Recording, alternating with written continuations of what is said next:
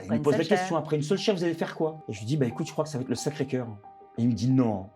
Je dis oui, pourquoi? Et là, je découvre le témoignage de Jean-Marc, que je connais depuis 25 ans, et qui m'avait caché que, au cours de ces 7 dernières années, un jour, bah après c'est le témoignage, donc je ne vais pas spoiler le Non, non, on film. va pas spoiler. Et là, je prends le truc en pleine tête, je dis mais c'est pas possible, tu m'as jamais dit, machin.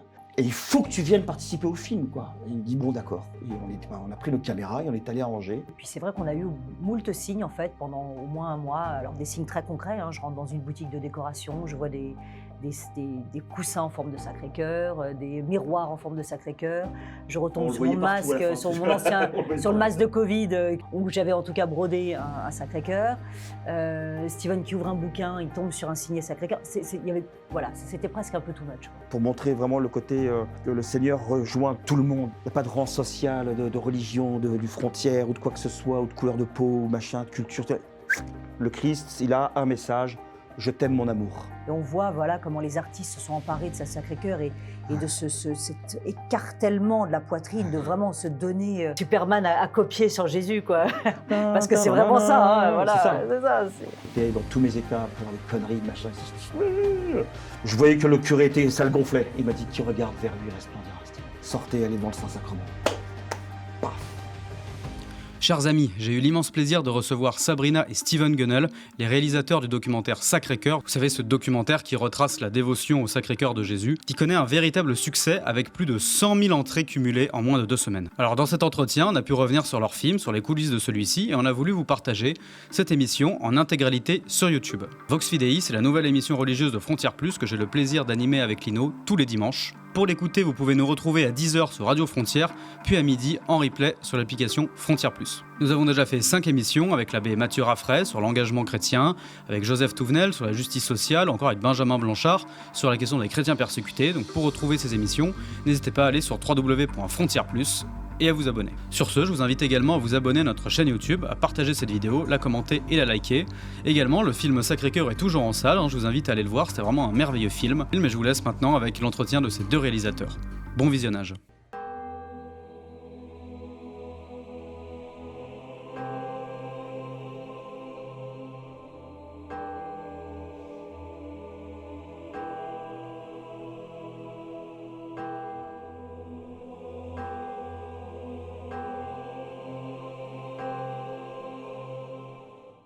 Chers amis, bienvenue dans Vox Fidei, l'émission religieuse de Frontières. Voici ce cœur qui a tant aimé les hommes, c'est ce qu'a dit notre Seigneur Jésus-Christ à Sainte Marguerite Marie à Paray-le-Monial, et c'est le grand sujet d'un magnifique film qui est en salle depuis maintenant 1 semaine, Sacré-Cœur, réalisé par Sabrina et Steven Gunnell. Bonjour à vous. Bonjour. Bonjour. Merci à vous d'être venus. Merci pour l'invitation. Émission. Alors peut-être pour commencer cette émission, pourquoi avoir voulu parler du Sacré-Cœur ? Parce qu'il s'est manifesté un peu à nous quand même. Ça a démarré en août 2023 et Sabrina va développer l'anecdote, mais juste pour faire succinct, moi j'étais à la base en 2023, on sortait de notre précédent film Une seule chair, qui a rencontré un certain succès aussi. Et enfin terminé, moi je me réjouissais d'entamer, de lancer la production que j'attendais depuis 3 ans maintenant sur la vie du colonel Arnaud Beltrame en forme un peu docu-fiction avec voilà. Et l'idée c'était de raconter non pas comment il est mort, ça tout le monde le savait, mais de raconter comment il a vécu et comment son cheminement humain, spirituel. Voilà, j'avais un très grand désir de faire ça avec une grande impatience. Et le projet Beltrame s'est refermé providentiellement pour plein de raisons différentes. Et on arrive un jour au mois d'août 2023 en famille pour aller se reposer au sanctuaire de Notre-Dame-du-Lot. Et c'est au cours de cette session mariale qu'on entend parler de la consécration au cœur sacré de Jésus par les interventions d'Alicia Beauvisage et du père Édouard Marot, qui sont dans le film. Et Sabrina va raconter comment elle a rencontré, que je ne connaissais pas, Alicia et Édouard. Ouais, en fait, l'après-midi même, j'écoute leur intervention, leur témoignage, pendant que Steven justement travaillait sur cette idée peut-être de faire ce film sur le colonel Beltrame. Et quand j'écoute leur témoignage, j'ai vraiment le cœur brûlant à ce moment-là, de voir aussi les accointances qu'on a, les uns les autres. En fait, le fait que, eux se soient rencontrés quasiment même date où nous, on s'est rencontrés, le début de leur mission et cetera. Bref, tout ça, peut-être aussi parce qu'elle est sud-américaine et moi aussi. Et le soir même, on va pour, alors juste après leur témoignage, je vais la voir, je lui dis: «Voilà, on fait des films», je lui donne notre carte. Voilà, je lui dis: «Allez découvrir ce que l'on fait sur, la plateforme Sage Plus» et cetera, bref. Et là, elle me prend les mains et me dit: «Mais, j'ai prié pour rencontrer des réalisateurs chrétiens». Là, je dis: «Franchement, Seigneur, tu passes par moi, mais ça serait bien que tu t'adresses directement à Steven parfois», parce que, on avait déjà décalé cette histoire du colonel Beltrame avec le film Une seule chair. Mmh. Là, je ne me voyais pas lui redire: «Écoute, on va encore redécaler». Donc le soir, on reste là-dessus. Le soir, on se consacre en famille. Veillée de Veillée de consécration, consécration magnifique. 150, 170 familles à genoux au pied de la statue, Ouais. avec cette prière récitée en chœur, avec une musique qui nous portait, etc. C'était extraordinaire, Ouais. très émouvant de voir ça. Ouais, c'est beau de voir, que c'est aussi à Notre-Dame-du-Lot qu'on Ouais. apprend qu'on peut se consacrer à Jésus. Voilà. Et c'est beau de voir que c'est vraiment, Jésus par Marie, en fait. Voilà. Notre-Dame-du-Lot, c'est vraiment, pas par hasard. C'est ça. Et c'est vrai qu'après cette veillée, le lendemain, on rentre, On prend la route vers pour Paris, on Paris. prend la route. Et là, j'avais acheté le CD justement du témoignage d'Alicia et du père Marot. Je le fais écouter à Steven et puis sur la route, il me dit: «Tu crois qu'il faut faire un film, sur le Sacré-Cœur?» Je lui dis: Voilà. «Peut-être, on va Et voir». arrivé à Paris, bah, très vite, on a regardé un petit peu sur internet ce qui avait déjà été fait ou pas. Alors il Le existe un film colonel se fait espagnol, plus. il existe un film espagnol qui s'appelle Cœur brûlant, qui est très beau, mais qui est vraiment américano-latin et qui est vraiment très porté sur tout ce qui se passe en Amérique latine. Après, c'est des petits documentaires, des PowerPoint, des machins, etc. Je trouvais ça bizarre qu'il n'y ait pas eu encore un grand film ou un beau film, tu vois, même d'époque, j'en sais rien, sur cette manifestation quand même du Christ à Marguerite Marie, à Paray-les-Moniales, en 1673, 1675. Oui, parce que Tu ce qui regardes, pardon, ouais. juste, tu regardes, c'est quand même pour moi, à mon niveau, quand j'ai découvert ça vraiment, pour moi, c'est encore plus haut et plus grand et au-dessus de Lourdes, de Pontmain, de la Salette, de la rue du Bac. Et d'ailleurs, tu vois, c'est quand même Jésus lui-même, une seule fois dans l'histoire de l'humanité, chez nous, Cocorico, en Bourgogne, qui révèle son cœur à Sainte Marguerite Marie. Et c'est de là que porte vraiment la dévotion qui sort de ce couvent grâce à la Colombière, qui récupère ses notes, etc., qui édite. Et cette dévotion qui est portée par les missionnaires de l'époque à répandre cette dévotion aux États-Unis, en Afrique, en Asie, où le feu a pris au cours des siècles, pendant qu'en France, ça se délitait, Mmh. la dévotion au Sacré-Cœur de Jésus. Voilà. Et je prends ça en pleine tête et je dis, mais c'est pas possible. Ouais. Et Alicia, cette salvadorienne, qui ramène en fait en disant: «Voilà, ça c'est à vous cette C'est sauvegarde, c'est ça. à vous ce Sacré-Cœur». Voilà. Vous l'avez Donc perdu en route, on vous le ramène. donc ça voilà, ça nous a marqués, et puis c'est vrai qu'on a eu moult signes en fait pendant au moins un mois. Alors des signes très concrets, hein, je rentre dans une boutique de décoration, je vois des coussins en forme de Sacré-Cœur, des miroirs en forme de Sacré-Cœur. Je Enfin, on retombe le voyait partout à la fin. sur mon ancien On le voyait sur le pas. masque de Covid, qui a fini, qui était plus dans la poche que sur moi, mais où j'avais en tout cas brodé un Sacré-Cœur. Steven qui ouvre un bouquin, il tombe sur un signet Sacré-Cœur. Il y avait, voilà, c'était presque un peu too much, quoi. Donc il fallait savoir si c'était pour nous ou pour le monde, parce qu'on voyait bien que voilà, ce monde va mal. On voit aussi que ce message du Sacré-Cœur était très d'actualité, en fait. C'est vraiment pour notre monde d'aujourd'hui. Et c'est là qu'on a Et décidé c'est de là, passer le voilà. cap. J'ai eu en pleine tête, un moment de prière, j'ai vu cette belle affiche. C'est un fantasme, hein, peut-être sans doute, ou en tout cas un truc qui m'est tombé dessus comme ça, où je voyais cette affiche magnifique de ce cœur sacré, alors pas celle qu'on connaît maintenant, mais c'était une autre vision, un autre visu. Et je voyais cette affiche partout en France, les 4x3, les arrêts de bus, les abribus, le métro, la RATP, bon, On était en les pleine grèves, vacances de la etc. On Toussaint. était en pleine vacances de Mm. la Toussaint, on voyait tous les films sataniques, La Croix à l'envers, Conjuring, La Nonne, machin. Et je me suis dit quand même, ça aurait de la gueule tu vois, de montrer un petit Jésus comme ça au milieu, petite brise légère d'espérance Pour la pluralité. pour la pluralité, Bien comme sûr, ça, tu vois, tant qu'à faire, qu'on aille jusqu'au bout. Et voilà. Et puis c'est là qu'on s'est jeté à l'eau et on a fait un acte de foi, un acte d'amour. C'est ce qu'est ce film. Ouais. En espérant que voilà, les gens, quand ils rentrent dans le cinéma, ils n'en sortent pas tout à fait de la même manière en sortant. Et vraiment peut-être, enfin en tout cas, c'est les retours, les avalanches de messages qu'on reçoit depuis une semaine de ces personnes qui sortent de ces salles bondées, quand ils arrivent à rentrer dans la salle, parce que c'est visiblement à guichet fermé la plupart du temps. et qui sortent en effet renouvelés, apaisés, réparés, consolés, et plein de gratitude, plein d'amour, en disant: «Putain, je savais pas que j'étais aimé à ce point-là, quoi». Voilà. C'est vrai que là, on en est presque, il me semble, 50 000 entrées. Votre film en une semaine. Est-ce que vous attendiez un tel succès? On a vu des images d'immenses files d'attente devant des cinémas, C'est vrai. certains même qui refusaient C'est vrai. l'entrée parce que les salles étaient pleines, et cetera. Est-ce que vous attendiez un tel engouement? C'est incroyable.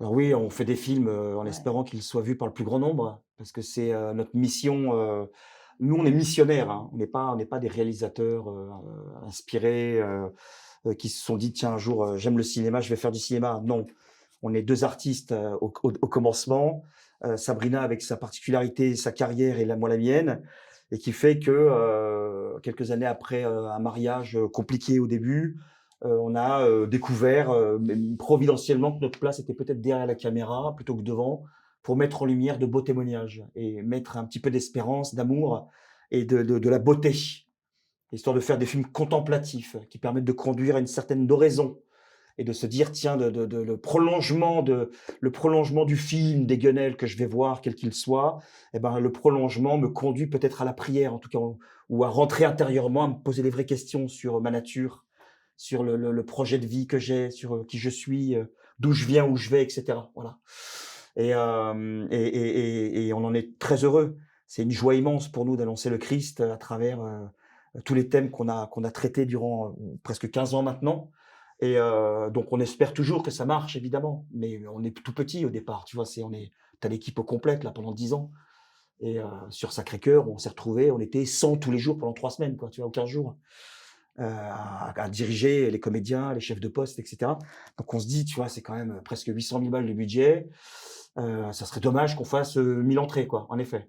Donc on l'espère, mais On s'attend à enfin rien, moi de j'y toute connais façon, rien tout est après, dans ses mains. De toute façon, c'est son film. C'est vrai que ce film, c'est un peu le prolongement de de de notre amour, en fait, pour Dieu. Donc, on forcément, c'est plus qu'un film. C'est pas, voilà, c'est le prolongement un peu de nos âmes. Alors avant de poursuivre cette émission, je vais inviter évidemment nos abonnés, à ceux qui regardent cette émission, à regarder peut-être la bande-annonce de ce film, peut-être qu'il vous donnera envie d'aller le voir en cinéma, qui est en salle jusqu'à quand à peu Bah, près? jusqu'à ce qu'il y ait, du jusqu'à ce succès, que mort des s'en petits suive. voilà, c'est ça. En fait, tant que non, mais tant qu'il y a du monde, qui vient, tant que le bouche à oreille Voilà. fonctionne, c'est sûr que c'est heureux. On espère en tout cas le plus longtemps possible, bien Oui. sûr. Bien, on vous laisse 1 minute avec la bande-annonce de Sacré-Cœur. C'est un lieu où Jésus est apparu, c'est un des seuls lieux, je crois. Moi, j'y allais dans l'optique de voir et tout, et que la sœur, après, me laisse tranquille. Voici ce cœur qui a tant aimé les hommes.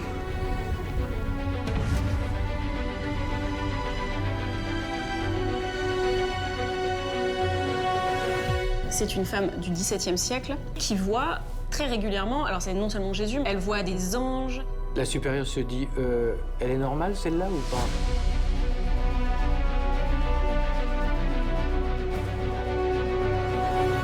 Un certain nombre de prêtres, de religieux, de religieuses ont failli à leur devoir. Ça transperce le cœur de Jésus. Dieu vient nous réapprendre à aimer.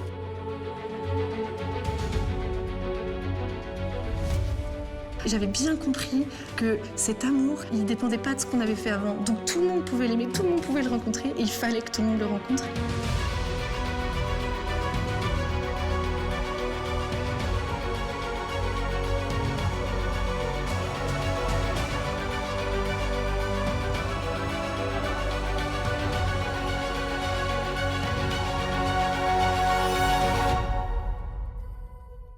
Alors l'amour inconditionnel de Jésus-Christ envers les hommes, c'est le thème central de ce film avec une multitude de témoignages. Comment est-ce que vous avez trouvé justement tous ces témoignages qui sont très différents, des profils d'horizons totalement différents?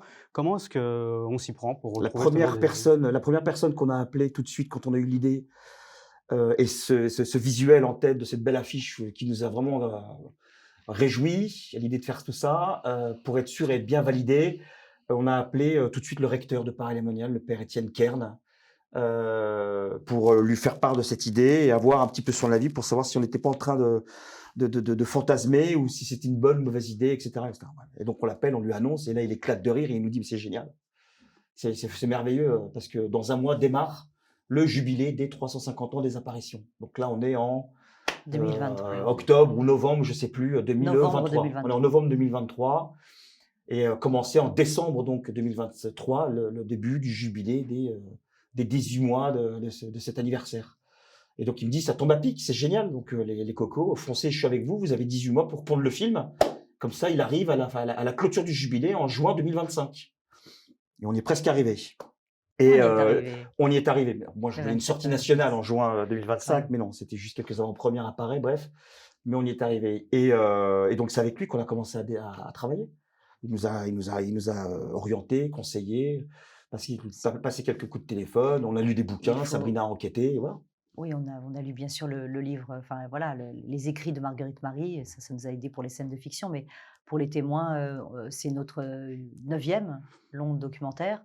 Donc beaucoup, en sachant qu'on allait traiter ce sujet, voilà, nous appellent, nous disent, bah voilà, je connais un tel, bon, ça se fait un peu comme ça. Donc en général, on dit à peu près, je crois qu'on a dit oui à tout le monde, à toutes les personnes qui sont venues nous trouver, en leur disant, vous étonnez pas, est-ce que vous êtes d'accord déjà pour vous jeter avec nous? Parce qu'on ne sait pas où on va en général. Et donc c'est vrai que les gens disent oui. On fait l'interview, en général ça dure presque 2 heures. Hein. Donc c'est des grandes interviews. Et puis au final, c'est vraiment la Providence qui est là et qui nous aide à faire le casting, puisqu'il y a toujours voilà, certains ne seront pas en fait à la version finale du film. C'est vraiment une osmose et c'est un peu comme une recette de cuisine. Hein. On essaye de voir en effet les témoins qu'on a et oui, c'est voulu d'avoir une pluralité parce qu'il n'y a que le Christ qui rassemble justement dans la diversité et d'avoir des témoins de différents horizons, de différents pays, voilà, qui ont des témoignages aussi différents pour justement que ça touche chacun. Pour montrer l'universalité de l'Église en fait. Exactement, et puis également dans les experts, entre guillemets, on va vers des prêtres qui ont différentes sensibilités et c'est ça qui nous plaît et qui rejoint en effet, je pense, le public et c'est ça qui les touche. Enfin, en tout cas, on est les premiers en tout cas à être rejoints et touchés et je pense que c'est ça qui touche aussi le public et qui donne cet engouement parce que chacun va se retrouver dans tel ou tel témoignage. Oui, des traditionnalistes en passant par des traditionnalistes en passant par des réformés, des renouveaux charismatiques, etc. Il y a vraiment, c'est ça qui est beau et c'est ça qu'on aime en fait. On regarde tous vers le Christ. Sabrina, on regarde tous dans la même direction. Sabrina et moi avons été convertis tous les deux dans cette église-là de Vatican II, avec cette messe nouvelle dite, etc., etc. Mais on a découvert en même temps, quasiment il y a quelques années, la messe de toujours, la tradition et la beauté de la liturgie de Saint Pie V, c'est ça, si je dis pas de bêtises. Oui. Paul VI ou Saint Pie V. Paul VI, Saint Pie V. Voilà. Et on a découvert ça avec le père François, avec le père François Potet. Alors, à l'époque, il était curé à Sainte-Eugène-Sainte-Cécile. Et on avait rendez-vous avec lui. On était très en avance. On visitait cette magnifique chapelle. Et on tombe sur ce beau garçon en soutane, avec son plateau, prêt à célébrer sa messe tout seul. Je sais pas, il est 2h30 de l'après-midi, 3h. Et il me dit que le père Potet va bientôt arriver. Je vais célébrer la messe si vous voulez venir m'accompagner. Puis on s'est retrouvés tous les trois au pied de Marie. Voilà, et orienté vers Dieu, et c'était fantastique. Et puis après, la grâce avec le père Jean-Baptiste Golfier, etc. Et le père Laguérie aussi, qu'on aime bien, le père abbé Philippe Laguérie, et puis le père Raffray aussi, qu'on a filmé, bien sûr, pour le film, et qu'on a revu pour des plans de coupe, mais qu'on n'a pas pu mettre dans le film, malheureusement, en Bretagne, avec lui, qui nous a offert une messe, et qu'on a filmé. Et c'est cette diversité, en fait, c'est ça le trésor, en fait. Voilà. Un mot que vous avez employé qui a vraiment résonné, puisque ce film, je l'ai regardé avec attention en essayant de prendre des notes pour essayer vraiment de comprendre, de mieux mesurer en fait quel est son message. Et effectivement, il y a ce côté très contemplatif, c'est-à-dire qu'à travers cet enchaînement, cette conjugaison des témoignages, il y a en même temps déjà d'une part ce côté très contemplatif où on apprend toutes ces histoires avec effectivement des horizons extrêmement différents. On rentre même dans des périodes antécédentes. On a des jeunes, des plus vieux, on a des personnes qui ont fait vœu de pauvreté, chasteté, on a des mariés. Enfin, il y a ce côté très catholique au sens strict, universel. Et en même temps, et je sais pas si c'était effectivement j'imagine que c'était une volonté, sinon ça transparaîtrait pas dans le film, mais ce que je trouve qui a été habilement fait, c'est qu'en même temps, il y a évidemment cette observation contemplative, néanmoins, il y a un message qui résonne très personnellement en nous. C'est-à-dire que malgré le fait qu'il y ait cette différence de personnalité, on arrive quand même à s'identifier à ces dites personnes, peu importe notre position initiale. Et je sais pas si c'était votre souhait. Oui, parce qu'on parle de Dieu. Ça. Et c'est pour ça que l'écriture du film a été faite de façon à ce que, comme par exemple les béatitudes dans la Bible, le cœur du message, comme c'est un message d'amour à chaque fois, contrairement à nos lettres d'amour qu'on pourrait faire aujourd'hui à une jeune fiancée où on signe à la fin un magnifique je t'aime avant avoir écrit des banalités, eh bien le message de Dieu, lui, le cœur en fait de son amour, c'est au centre. Et donc le film a été construit pour qu'au début il y ait en effet une partie explication, mais que le cœur de ce message, ce soit en effet l'Eucharistie et justement faire le lien entre le sacrifice de la croix, l'Eucharistie, l'adoration et voilà, c'est le cœur en fait de notre foi qu'on raconte. Donc c'est comme un écrin avec au milieu, au centre, le trésor. Ouais. Ce qui est quand même particulier, c'est qu'à travers cet amour qui est extrêmement puissant, il y a quand même une thématique qui revient extrêmement souvent et qui pour le coup est peu commune dans les films qui parlent de la vie de Jésus ou de son... Enfin, il y en a certains qui l'ont un peu fait transparaître, mais c'est la question de la souffrance qui est aussi extrêmement présente dans beaucoup de témoignages par la maladie. Par exemple, moi j'avais suivi effectivement ce poilu qui est en pleine voilà, en pleine période de guerre. Enfin là, c'est la souffrance, c'est le désert un peu. C'est-à-dire qu'il y a une souffrance qui est environnante. En plus, il perd son fils. En fait, c'est des témoignages qui font aussi écho d'une souffrance extrême. Le cas du Salvador représente et incarne aussi ça. C'est la difficulté. Louis Bouffard qui ouvre le bal oui, au début de et puis Marguerite Marie, avec cette souffrance qu'elle aura eue toute sa vie, Je cette tiens juste brûlure. quand même à dire un petit truc, quand même mon amour, la première lettre d'amour que tu m'as écrite et que tu as signée était loin d'être banale. Je le place. Dans quelle mesure? Je m'attendais pas Elle du était tout très à ça. poétique. Tu as une belle plume D'accord. poétique. Je dis avec elle, on va écrire des jolies choses dans la vie. C'est important. C'est important. Voilà. Non, mais Je c'est sais vrai plus que ce que oui, je voulais dire. par Oui, rapport si, à la la souffrance. souffrance, bien Mais sûr. en fait, et j'allais dire aimer, c'est souffrir. Mais en fait, l'un va avec l'autre parce que aimer, c'est aller jusqu'au bout. Et celui qui nous a aimé le premier, le Christ, est allé jusqu'au bout du don. Et il n'y a pas de plus grand don que de donner sa vie. Donc oui, il y a une part de souffrance parce qu'il y a une petite mort, en fait. C'est une petite mort quotidienne de soi pour pouvoir mieux se donner à l'autre. C'est ça, c'est en effet, j'ai donné ma vie à Sabrina, j'ai reçu la vie de Sabrina dans mon cœur, dans mes bras. Je ne m'appartiens plus, pareil, elle ne s'appartient plus, puis on s'est mariés à 3 surtout. Donc c'est ce qui permet de faire aussi le liant et le ciment de notre couple. Tu vois, on s'est mariés à 3 avec le bon Dieu. Et c'est pour ça que notre mariage est indissoluble, bien que je divorce 7 fois dans la journée en général et que je demande pardon le soir quand même. Mais oui, on n'est pas à l'abri. Tu vois, on parle de souffrance dans la foi, dans la mystique, dans le quotidien, dans la relation à amour, Dieu, Patrick, c'est tout ce que tu veux, mais on est de chair, qu'on est des plombs en fait.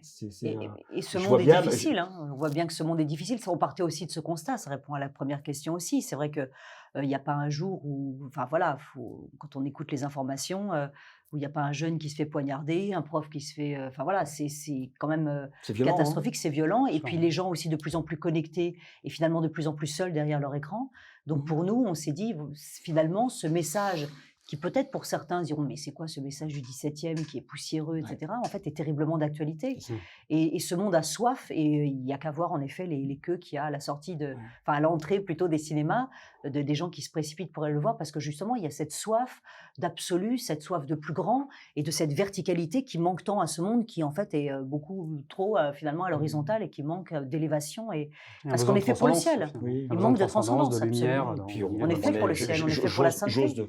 J'ose ne pas être le seul à penser quand même que je vois bien que je suis très régulièrement confronté à mes limites.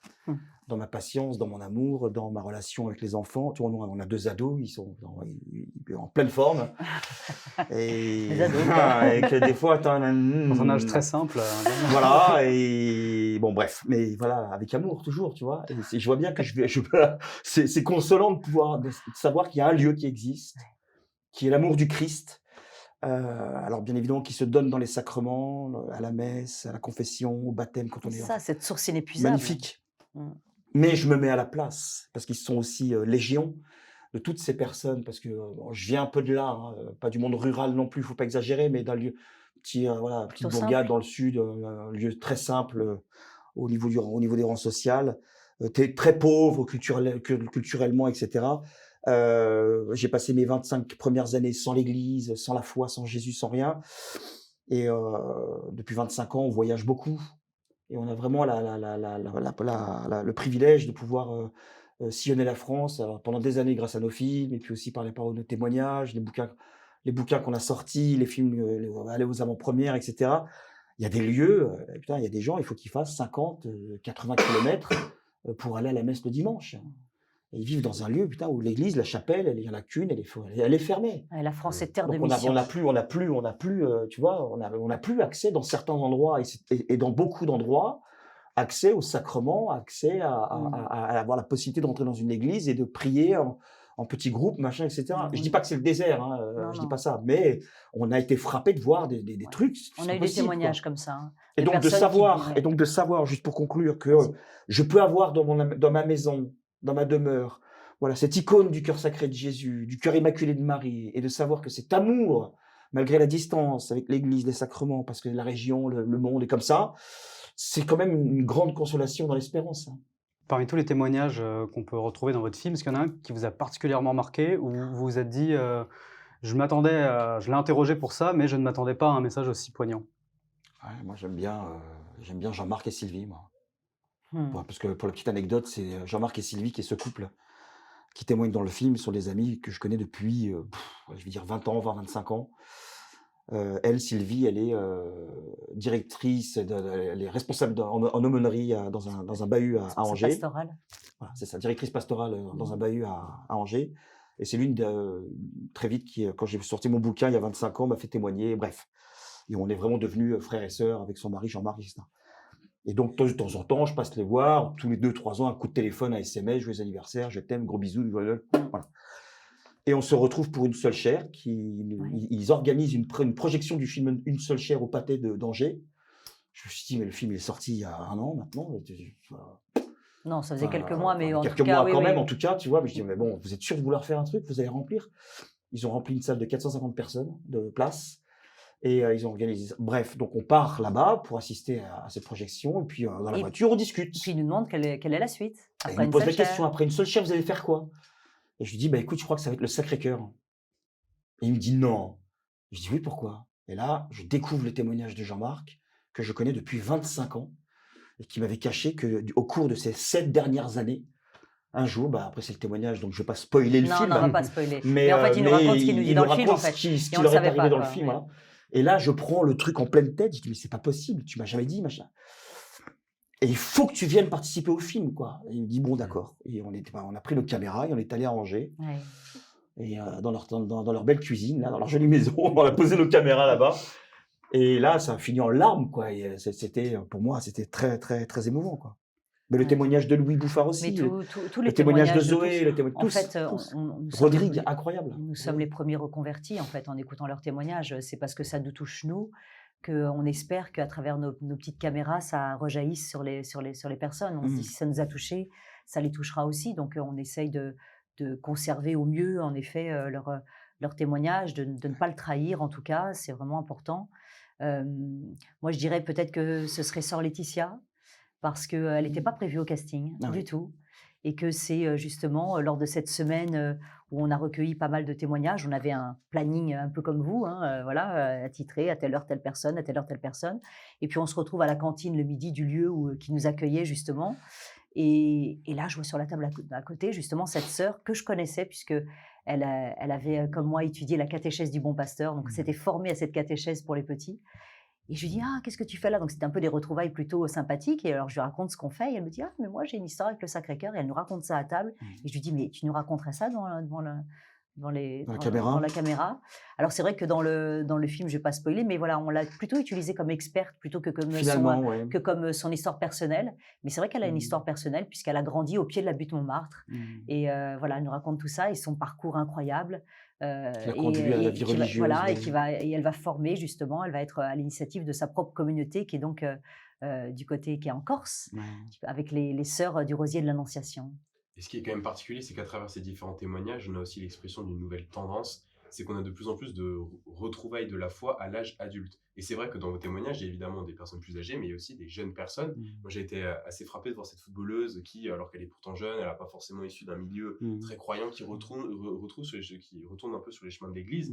Et effectivement, ça traduit une tendance. On voit une nette expansion des baptêmes à l'âge adulte. Est-ce que c'était aussi un souhait de montrer cette tendance-là, puisqu'on a une hausse de 30% dans le diocèse de Paris, on tombe même sur des 40% en 2025. Est-ce que c'est aussi il y a aussi un ancrage lié à ça? C'était pas une volonté particulière. On a écrit vraiment le film au rythme de la Providence, qui a guidé un peu nos pas, qui a guidé beaucoup nos pas, et qui a mis sur nos routes tel ou tel témoin. Bien, comme on vous l'a dit, il y en a d'autres qu'on a filmé et qu'on n'a pas pu finalement intégrer au montage parce que face caméra, ça marchait moins bien, on va dire.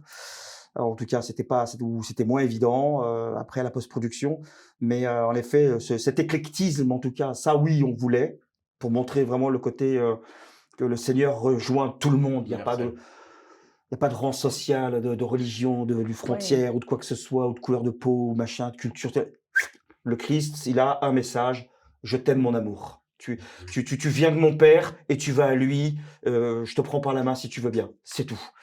Et après, en effet, c'est vrai que c'est quand même incroyable de voir ce renouveau, entre guillemets, chez les adultes qui se convertissent, mais j'ai envie de te dire que la majorité de ces adultes qui se convertissent sont des baptisés, hein.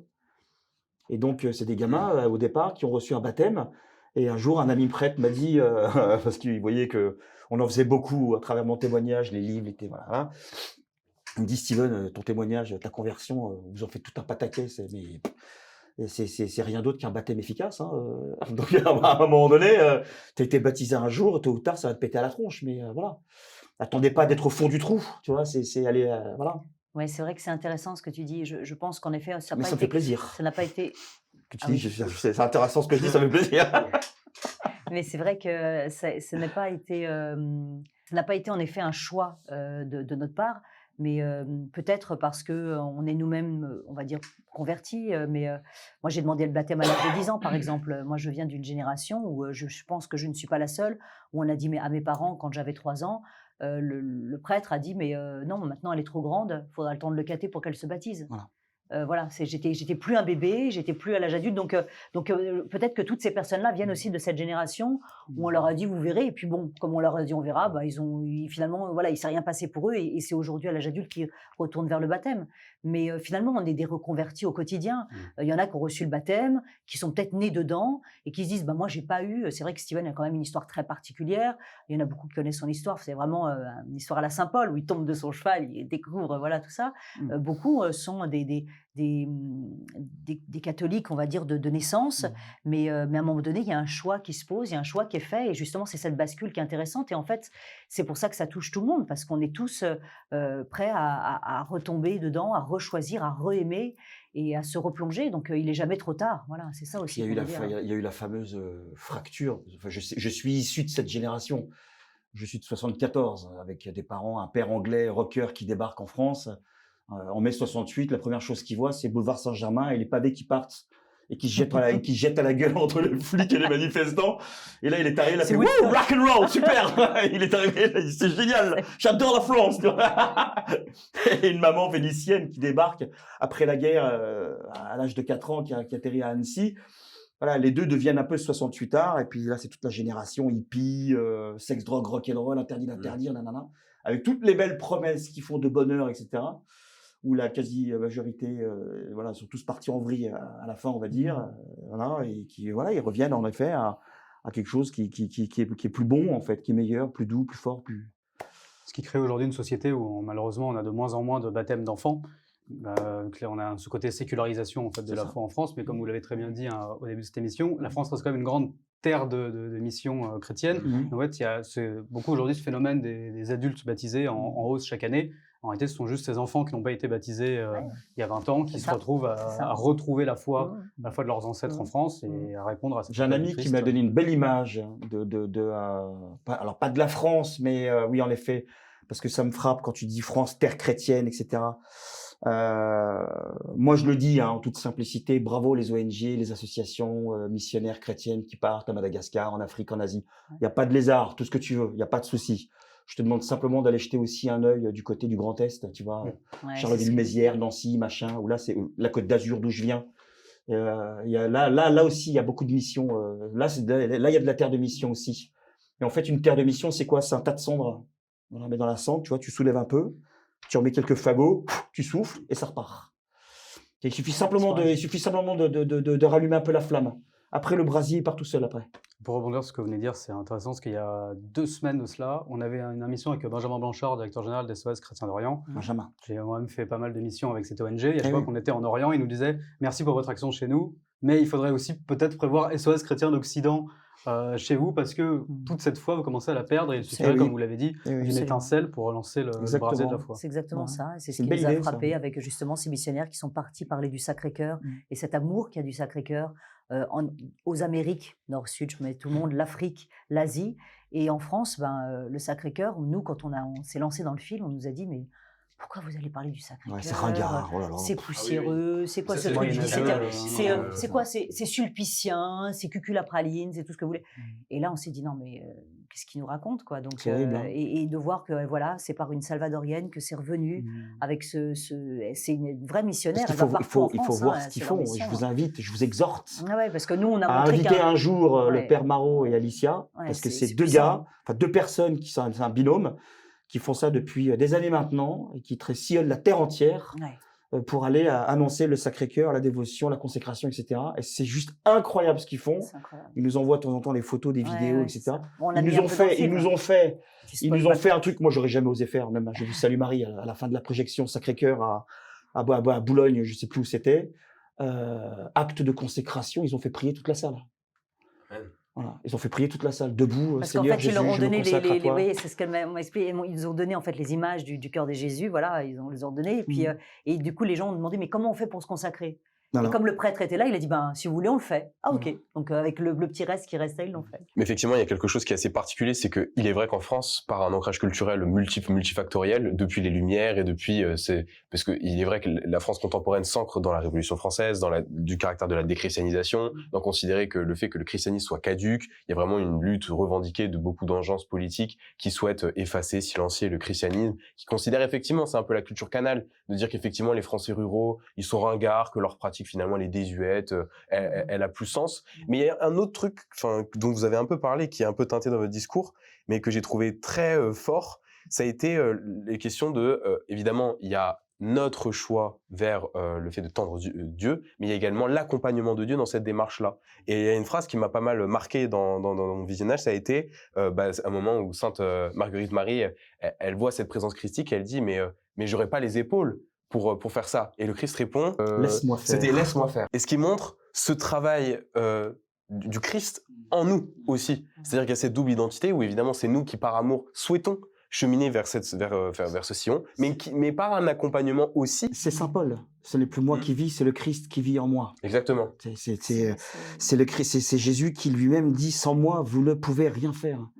Et tu vois, on est borné, hein, à pas vouloir comprendre. C'est plus facile d'être proactif à vouloir aimer, mais de se laisser aimer, c'est différent. C'est autre chose. Mais il y a effectivement ce côté un peu où on pourrait se dire de prime abord, oh le hasard, ça a été la relique au moment du marché avec la Salvadorienne, c'est oh le hasard. Alors qu'en fait non. Ça a été chaperonné, souhaité, voulu. Et c'est de voir aussi que. Mais toujours avec notre liberté. Ah bien sûr, évidemment. Non mais parce que sinon ça fait un peu, on n'est pas téléguidé quoi. C'est-à-dire que le Seigneur en fait propose et on dispose quoi. Mais c'est vrai que de relire, de voir les signes, c'est très important. Pour rajouter une couche, remettre une pièce dans ce que tu évoques, avec cet accompagnement, ce Christ fidèle, cette Vierge Marie féconde, présente, priante, qui nous prend par la main, la première en chemin, etc. Un témoignage très rapide, et je renvoie les spectateurs à essayer de trouver le film. Non, ils peuvent le trouver sur Sage+, bien évidemment. En 2016, on réalise un film qui s'appelle Le Sanctuaire retrouvé. On avait à cœur de faire d'honorer la Vierge Marie. Donc on s'est dit, mais il y a tellement de films qui ont été faits sur elle, qu'est-ce que tu veux raconter de plus? Providentiellement, on reçoit un message d'un monsieur qui nous dit, il se passe un truc dans mon village. On a un nouveau curé qui débarque et qui accueille les chrétiens persécutés d'Orient. Donc on a des Irakiens en fait, ils sont une trentaine, et en fait ce qui se passe c'est qu'ils nous retapent tout le village en fait. Donc, tu Ils vas nous sur retapent place. tout le sanctuaire, tout le village, et c'est eux qui réévangélisent toute la région et qui se mettent au service des plus pauvres. Et qu'est-ce qu'on découvre dans ce village, qui est un sanctuaire en fait? C'est le Lourdes de l'Avent, qui était tombé totalement en l'époque, oubli ouais. au moment de la Révolution, parce que le sanctuaire a complètement été ravagé, pillé et tout ce que tu veux.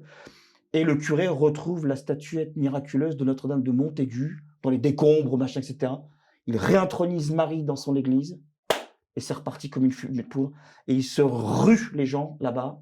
Donc ça s'appelle le village Bargemont, dans le Var, à 1 heure de Draguignan, près de Cotignac. Ouais, 1 heure de Cotignac. Personne. Et les c'est gens, vraiment un et les village gens méconnu. viennent du monde entier en pèlerinage maintenant, voir Marie, Notre-Dame de Bargemont. Donc pour te dire que tu vois, là où il y a eu les ravages de la Révolution, c'est chiant, ça fait mal, mais n'ayez pas peur, quoi. T'inquiète pas, parce que derrière, ça reprend après. Et un dernier élément de contexte, qui sera ma dernière remarque, parce que sinon après je parle beaucoup, mais ça a été de voir aussi l'appréciation de ce film, puisque moi je suis financé par personne, si le film avait été mauvais j'aurais dit, mais c'est juste que je me suis penché aussi sur les différentes critiques qui avaient été faites sur votre film, alors pas critique au sens péjoratif, mais au sens d'appréciation, et effectivement moi j'ai pu voir une avalanche de bonnes critiques, sur Allociné, il est noté 4,5 étoiles dans sa globalité de toutes ses notes, et ça a été des témoignages, moi je les ai lus, là je m'en suis mis quelques-uns, je vais pas les lire intégralement, mais ça a été aussi le fait que chez beaucoup de gens, ça a rencontré un certain écho, même à travers leur vie personnelle, leurs propres anecdotes, leurs propres retrouvailles du Christ. Donc c'est aussi pour montrer qu'effectivement, ça a rencontré effectivement un écho, que c'est recensé, et n'hésitez pas à regarder les différents avis sur Internet, c'est assez éloquent. Et je me réjouis de tout ça. On le prend comme des encouragements, c'est gratifiant, donc forcément, ça met un baume sur toutes les difficultés, les tragédies qu'on a vécues au cours de la production, où on a vécu vraiment l'enfer, hein, sur plein d'aspects. Et étrangement, je ne garde devant moi que la seule mauvaise critique, qui m'accuse d'une certaine manière d'avoir un ego surdimensionné, que le film n'a aucun intérêt, ou que la personne qui écrit ces mots dit j'étais pas à ma place, je me suis demandé ce que je foutais là.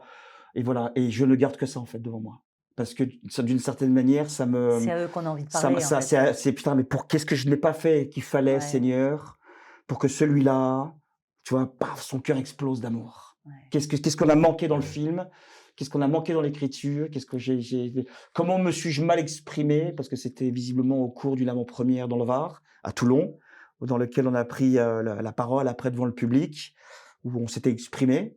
Il n'a peut-être pas apprécié ma manière de parler, d'être, mon comportement. Il a vu en moi quelqu'un de très exubérant, de zélé, je m'excuse. Voilà, je suis fils d'une Italienne vénitienne excentrique et d'un père anglais un peu farfelu et artiste. Donc oui, je m'excuse. Il prend de la place. Mais je travaille dessus. On est en chantier. Je travaille dessus. C'est le zèle de l'Esprit Saint. Voilà. Alors Lino, comme toute la semaine, tu nous as préparé une chronique. Oui, exactement. J'ai quand même préparé un peu quelque chose. Voilà, j'ai pas mal de feuilles avec moi. Donc effectivement, il y a un moment où vous prenez cet ancrage des poilus et du Sacré-Cœur qui est un étendard de foi. Hein. Donc j'avais effectivement, j'ai un petit peu gratté sur cette question-là. Donc effectivement, Première Guerre mondiale, on retrouve un peu ces poilus, ces soldats usés par la boue, le feu, les obus. Il y a vraiment ce chaos ambiant, et dont les uniformes portaient parfois un symbole inattendu, un cœur flamboyant brodé sur un petit drapeau tricolore, donc cousu discrètement, déployé comme un fanion régimentaire. Le Sacré-Cœur de Jésus, c'était pas qu'un badge pieux. Mais alors la question, c'est pourquoi en fait ces millions de soldats, enfin tous ces soldats auraient-ils adopté ce symbole? Quelle est sa source? Pour comprendre ce phénomène, il faut remonter à 1914. Donc la France est une nation qui est profondément quand même divisée sur plein de questions, et on a effectivement la République a enfanté la loi de séparation de l'Église et de l'État en 1905, qui a imposé une laïcité stricte, reléguant la religion dans le cadre privé et interdisant tout symbole confessionnel dans l'armée. Pourtant, l'union sacrée, ce pacte patriotique qui transcende les clivages lors de la mobilisation générale, elle ravive chez les catholiques un sentiment de mission nationale. Et donc la guerre, elle est perçue comme une croisade, évidemment contre un oppresseur allemand, et ça réveille effectivement, dans cette période difficile, une spiritualité intense chez beaucoup de personnes, dont des soldats, souvent issus de familles rurales, de familles pieuses comme non pieuses, qui redécouvrent ou qui retrouvent dans les tranchées l'appel à la prière et à la pénitence. Et donc la dévotion au Sacré-Cœur, promue dès le XVIIe siècle par Sainte Marguerite Marie, par elle, elle trouve un peu cette incarnation, ce symbole de gloire. Et donc on voit effectivement ce cœur couronné d'épines, enflammé, percé d'une lance, qui représente l'amour miséricordieux du Christ pour l'humanité, qui elle aussi est souffrante comme lui sur la croix. Alors en 1915, l'épiscopat français consacre officiellement la nation au Sacré-Cœur lors d'une cérémonie solennelle à l'instigation des évêques. C'est un vœu collectif, des millions de fidèles, civils comme militaires, voient dans ce cœur un bouclier contre les obus et les gaz toxiques. Dès 1915, l'engouement est massif. L'œuvre des Insignes du Sacré-Cœur, une organisation lyonnaise, devient le bras armé de cette ferveur. Gratuitement, elle distribue des insignes en tissu, de petits rectangles, donc brodés, pour coudre sur le képi ou la veste, des fanions et des drapeaux plus grands, tous ornés du Sacré-Cœur sur la bande blanche de tricolore, accompagnée de la devise « Cœur sacré de Jésus, espoir et salut de la France ». Donc au total, pour la durée du conflit, 12 millions d'insignes ont été distribués, 1,5 million de fanions, 375 scapulaires et plus de 30 000 drapeaux. On est sur des chiffres énormes. Et donc on ajoute à cela les envois du couvent de Paray-la Moniale, berceau des visions de Marguerite Marie et de la basilique de Montmartre. Et les broderies faites main par des religieuses ou des familles. Des dizaines de millions de ces emblèmes circulent. Les archives de l'œuvre conservent des lettres poignantes de Poilu. Un soldat du front relate « J'ai cousu l'insigne, il m'a protégé lors de l'assaut de Verdun, où mes camarades sont tombés comme des mouches. » Un autre, après la bataille de la Somme, écrit « Ce cœur nous unit. Il nous rappelle que nous ne combattons pas pour la République seule, mais pour une France qui, elle aussi, est fille aînée de l'Église. » Même les officiers, souvent aristocrates catholiques, ajoutent un fanion au Sacré-Cœur à côté du drapeau régimentaire. Le maréchal Foch lui-même, en 1918, consacre les armées alliées au Sacré-Cœur, juste avant l'offensive décisive, déclarant plus tard « Les prières et les drapeaux déployés sur le champ de bataille ont attiré la protection du Christ. » Alors ce n'était pas seulement un acte individuel, des pétitions circulent pour graver le Sacré-Cœur sur le drapeau national lui-même, transformant le drapeau tricolore révolutionnaire en étendard chrétien. En 1917, une jeune religieuse vendéenne, Claire Ferchaud, affirme recevoir des visions sur le Christ, l'exhortant à demander au président Raymond Poincaré à ce moment-là d'apposer le symbole sur le pavillon officiel, bien que refusé. Son plaidoyer, il inspire encore même aujourd'hui ce symbole, et il inspire des régiments entiers. Les Alliés suivent l'exemple, anglais, belges, italiens et même américains cousent des versions adaptées sur leurs uniformes. Au-delà des chiffres, la question du pourquoi, elle révèle l'âme d'une génération, d'abord une quête de protection surnaturelle en des temps difficiles, et dans l'enfer des tranchées où les gaz moutardes et les mitrailleuses fauchent sans distinction, eh bien le Sacré-Cœur, il devient une amulette, il devient une force, et les soldats y voient un rempart contre la mort. De toute façon, c'est le triste triomphant sur la mort, c'est notre bouclier invisible. Magnifique. Magnifique, merci Magnifique, tu infiniment. vois, je pensais que c'était Clémenceau, mais en fait, ça doit être Poincaré, mais il Poincaré, interdisait de mettre le Sacré-Cœur sur l'uniforme militaire, et donc les soldats le cousaient à l'intérieur, tu vois, c'est ce que nous disait. Ouais. Et c'est vrai que cette histoire qu'on raconte, enfin, on voit qu'on est vraiment des survivants, quoi. Enfin, nous qui sommes là, les Français qui sommes là, on est des survivants de ces guerres, de cette boucherie. C'est très, très émouvant, en fait. Merci pour ce texte, mais Ouais, ça m'a c'est très traversé, émouvant. vraiment. Ouais, Là, ouais. tu m'accueillis, là. Et c'est vrai que d'avoir pris donc ce peintre qu'on voit dans le film, cette histoire, pendant la guerre de 14, c'était aussi un pied de nez à tous ceux qui nous disaient que c'était justement sulpicien, que le Ringard, Sacré-Cœur c'était cucu la has-been. farine. Et on voit comment les artistes se sont emparés de sa Sacré-Cœur et de cet écartèlement de la poitrine, de vraiment se donner, comme dit Steven, C'est très ils ont émouvant Superman à copier sur Jésus, quoi. Parce que c'est vraiment ça, voilà, c'est ça. C'était bouleversant de C'était se retrouver devant l'original. Ouais, devant l'original du Devant tableau. ce tableau de c'est très Desvallières émouvant. qui On doit faire à peu près ouais. un petit mètre sur 70, surélevé au-dessus, comme ça, charpenté au-dessus Ouais. d'une magnifique... dans une chapelle, d'ailleurs, une chapelle privée dans un manoir. Très, très beau en Bourgogne. On est une religion incarnée, et donc c'est vraiment charnel, en fait. Et ce qu'a vécu Marguerite Marie, c'est pas une petite apparition comme Non. ça, c'est joli, c'est tactile, Ouais. c'est charnel, c'est une opération. Enfin, elle va le ressentir dans son corps. Enfin, c'est Et regardez aussi, c'est j'ai envie de dire, très ce qu'a beau. vécu Bernadette à Lourdes. Elle l'a payé de sa vie aussi, Bien sûr. quasiment. La persécution, comment on appelle ça, les procès, enfin l'horreur, elle a vécu, cette pauvre gosse de 14 ans ou de 12 ans, je sais pas Ouais. je sais plus quel âge elle avait à l'époque. Ouais. Les fermiers aussi de la Salette se sont fait, mais Et ça passe, et c'est beau de voir que le Seigneur passe par les petits. voilà, toujours. Il passe par cette religieuse qui est cloîtrée. Je veux dire, enfin, quand même, je veux dire, au point de vue il est quand même nul, quoi. Enfin, on a envie de dire, qu'est-ce qu'il va aller chercher une religieuse cloîtrée pour dire un message si important pour le monde, Heureusement, voilà, il met sur la route voilà, un Saint-Claude de la Colombière Ouais, qui, t'as lui, la Colombière qui a fait le taf va quand faire même, le bien sûr. taf. Mais on se dit, c'est assez mystérieux. Et c'est vrai qu'avant cette polémique qu'il y a pu avoir voilà, sur l'affiche de notre film, c'était beau de voir déjà les gens qui étaient au taquet pour le film et par les petits qui sont allés dire à leur curé vous n'avez pas mis l'affiche dans votre église. Vous avez... Enfin, Ce qui est voilà, formidable pour suivre un petit peu sur la Colombière, c'est un personnage quand même vraiment fort. Ouais. La Colombière qui quitte l'Angleterre, qui se fait éjecter de l'Angleterre, un coup de pied dans le cul, pardonnez-moi l'expression, et qui part derrière une accumulation enfin, il vit l'enfer, quoi, tu vois. Il aurait eu toutes les raisons de virer sa soutane, de retourner dans le monde, de quitter son sacerdoce. Non, il se laisse porter, doux et humble. Doux et humble. Voilà. Et puis il arrive en Bourgogne. Moi, tu m'envoies là-bas en 1673. Enfin, je crois que je deviens fou, quoi, tu vois, d'une certaine manière. Il était important. Hein. Et puis finalement, le mec, il a gardé doux et humble, doux et humble, doux et humble. Et il est devenu un peu le père spirituel de ce monastère, de ce couvent, pardon, et curé de la paroisse, entre guillemets. Et c'est lui qui a vraiment accompagné. Tu vois, il n'a pas eu peur, contrairement à la mère supérieure et les autres religieuses qui commençaient à devenir un petit peu agacées par cette Marguerite Marie qui vivait des trucs. En tout cas, elle se posait beaucoup de questions Voilà, parce qu'elle était quand même très aimée. Mais oui, mais elle pouvait gaver aussi parce qu'elle pouvait surprendre par rapport à certaines de ses réactions excessives dans ses actes de foi, d'humilité, à l'humiliation, etc. Et la Colombière, doux et humble, écrivez ce que vous voyez. Mais il y a quelque chose qui est très bien retranscrit dans le film, justement, c'est ce rapport-là. C'est-à-dire qu'il y a un moment où je ne sais plus qui incarne ce propos, mais il est dit « Le Christ a choisi cette femme parce qu'elle n'est justement pas attendue. » Tout comme le Christ n'était pas attendu par le Sanhédrin, tout comme il n'était pas attendu par les pharisiens. Tous les apôtres, Mais ils n'étaient pas attendus. Comment un petit bébé né dans une étape de Bethléem pourrait être le roi des rois? Enfin, ça n'a pas de sens.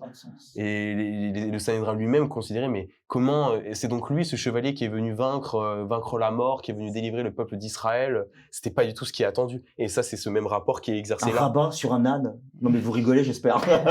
mais surtout qu'il y avait ce côté très ridiculisant. C'est-à-dire que sur la croix, il est écrit Inri, donc Jésus Nazaréum, le roi des Juifs. C'est-à-dire qu'il se moquait de lui. C'est-à-dire qu'on le balaye d'un revers de la main, on le traite comme le dernier des voleurs. On a même un moment, voilà, ce choix de choisir lui ou Barabbas. Et le peuple dit non, on veut lui, on veut le crucifier.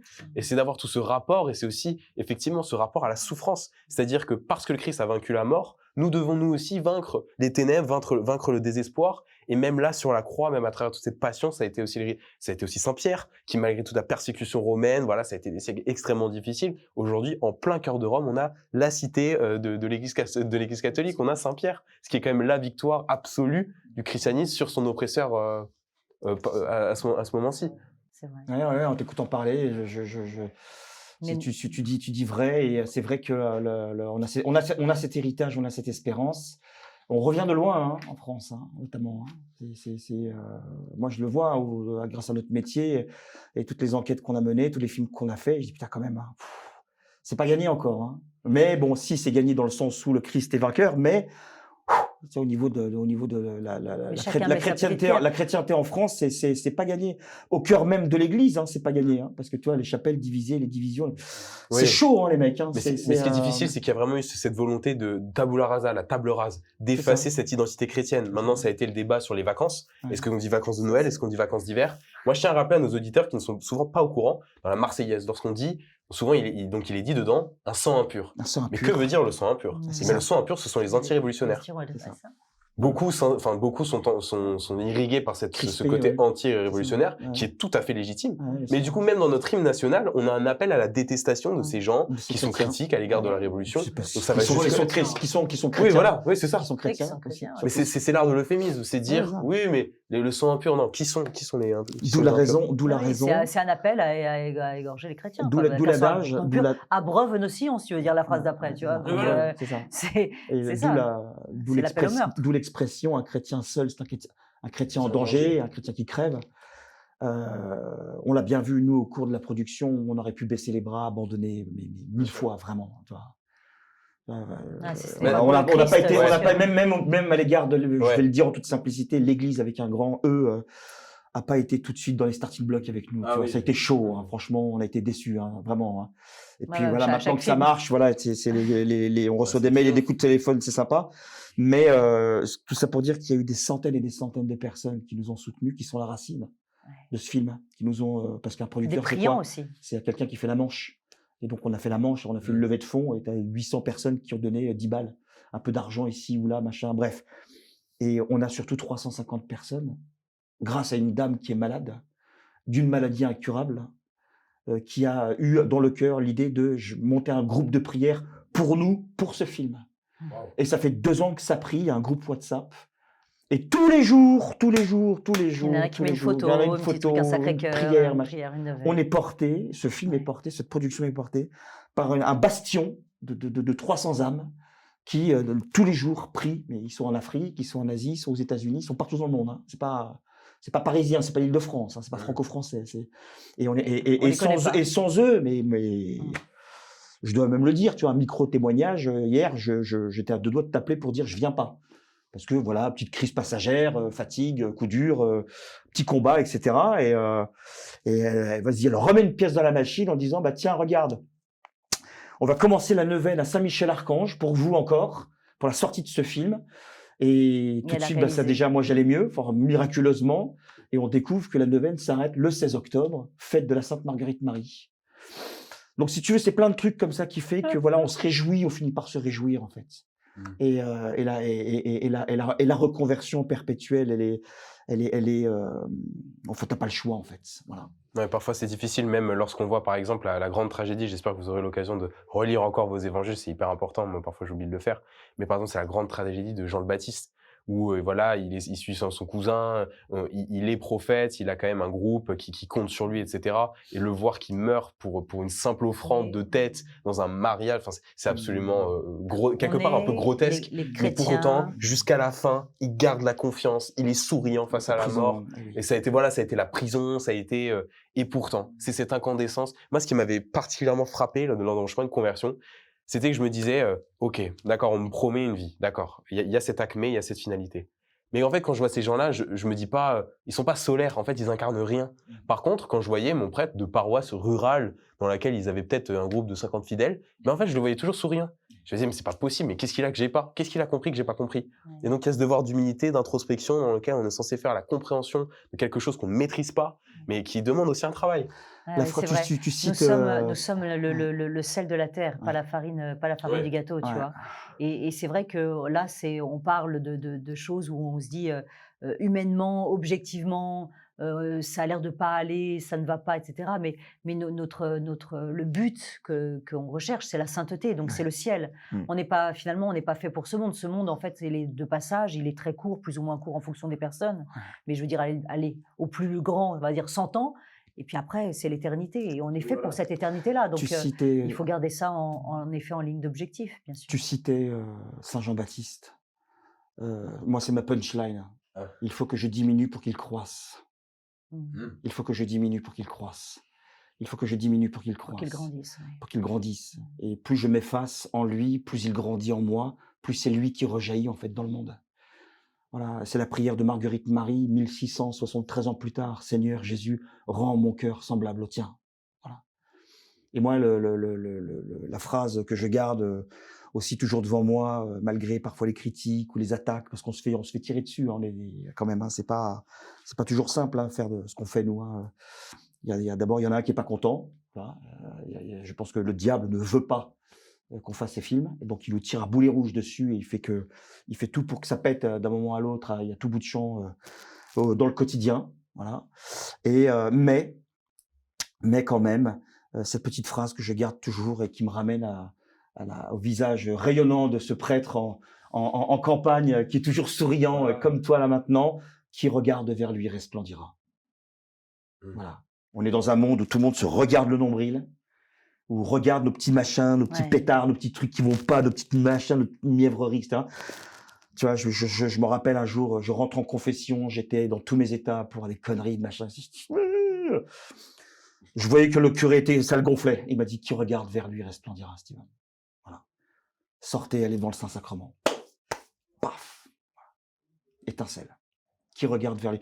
Et c'est ce qu'on essaie de faire, et c'est ce qu'on essaie avec ce film, avec ces films, qui regardent vers lui resplendira. Et je pense que plus le monde se tournera vers lui, il l'accueillera, Et enfin, moi, je pars du principe que c'est la solution, le Jésus. Donc, bon, après, tu fais ce que tu veux, mais c'est C'est le chemin, la c'est le chemin, la vérité et la vie. Donc, après, Donc, voilà. donc si c'est pas lui, c'est l'erreur, l'errance et le mensonge. Donc, voilà, tu fais ce que tu veux après. Bah, écoutez, merci beaucoup Sabrina et Steven. Je vois l'heure tourner. Peut-être avant de conclure, est-ce qu'il y a un prochain film en préparation? Alors, je peux pas dire grand-chose parce que c'est très impressionnant. Tout ce que je peux dire, c'est que Sabrina, durant le carême précédent, s'est enfermée pendant 40 jours. On s'est quasiment pas vu, où elle a réussi elle a eu la grâce. Elle a écrit un scénario que j'ai lu et sur lequel je pleurais à chaque page que je tournais et qu'on a fait budgétiser par notre directeur exécutif. On devrait lancer une campagne de levée de fonds pour voir. Parce que là, en fait, lancer une campagne de levée de fonds permet de prendre la température, savoir si c'est un truc qui est attendu, qui est souhaité ou machin. Puis si on se casse la gueule, on arrête tout de suite. Et puis si ça marche, tu vois, après on pourra aller chercher plus loin derrière. Parce que c'est quand même une vraie fiction. Ouais. C'est des millions d'euros de budget. Ça serait une première fiction. C'est on va voir. Mais ce serait la première fois que ce serait fait en France, qu'une production se lancerait là-dedans en France. Donc voilà, il n'y a pas de raison. Alors, on suivra ça activement. Hashtag la lumière du monde, j'en dis pas plus. Moi, j'avais une toute dernière question qui me concerne que moi, parce que j'en ai parlé un peu aux autres. Ils m'ont dit, mais pourquoi tu veux poser cette question? J'ouvre le film et je vois une citation donc, du pape François qui dit « Son cœur ouvert nous précède et nous attend inconditionnellement ». Pourquoi l'avoir mis en premier? Parce qu'il venait de sortir d'Ilexit Nos. Oui, c'est ça. Et que quand il a écrit que quand le pape François, avant de mourir, c'est sa dernière encyclique, et nous, on était en pleine production. Et donc, on a trouvé providentiel et très heureux, très, très heureux. Et avec l'écho du cri un petit peu intérieur, mais elle le dit avec beaucoup de tendresse, le message, le cri d'Alicia dans le film, c'est le temps du Sacré-Cœur. Et ça a été ponctué à la loge, à la loggia du Vatican quand Léon XIV sort et il dit seul le cœur sacré permettra demain une nouvelle humanité. Voilà. Seul le cœur sacré de Jésus permettra demain une nouvelle humanité. Donc ça fermait la boucle. Ça faisait une boucle, absolument. Ça faisait une belle hostie. Ou une belle couronne, comme tu veux. Voilà. Écoutez, merci beaucoup à vous pour cette émission. Et puis, chers spectateurs, je vous dis à la semaine prochaine. Et surtout, dès que cette émission est finie, courez en salle et allez voir. Prenez vos places réservées surtout. Voilà. Absolument. Et allez vous laisser cramer par l'amour du Christ. À la semaine prochaine.